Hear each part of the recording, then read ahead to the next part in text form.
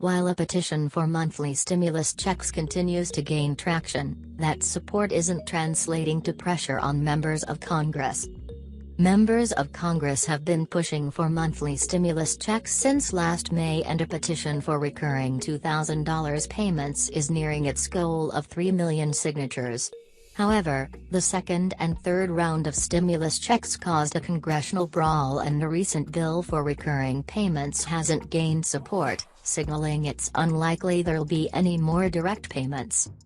3 weeks ago, on July 30, Representative Ilhan Omar introduced a bill that would create a nationwide universal basic income system.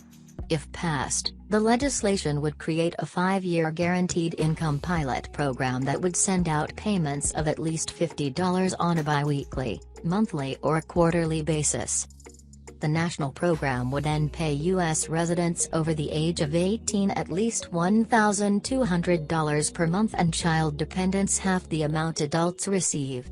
Phase-outs will start for individuals who make over $75,000 and joint filers who earn over $150,000.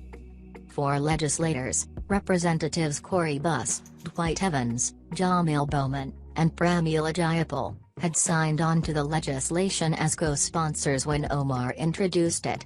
In the 3 weeks since, the legislation has stalled at 4 co-sponsors.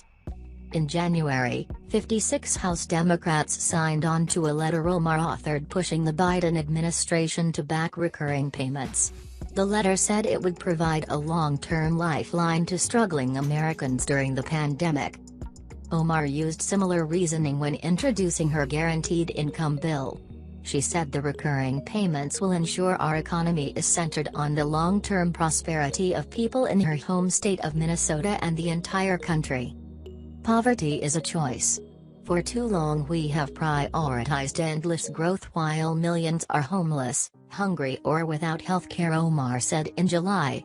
The pandemic has laid bare these inequalities. We as a nation have the ability to make sure everyone has their basic needs like food, housing and health care met. While Democrats have the numbers in the House of Representatives to pass the legislation, passing a universal basic income bill would signal a progressive shift in the Democratic Party. Some Democrats worry that moving further left could hurt their chances at re-election, although younger members of Congress have argued it would actually help the party win elections. Even if the bill passes in the House, it's unlikely to move forward in the Senate. Democrats have the slimmest majority possible in the Senate and would need Republican support.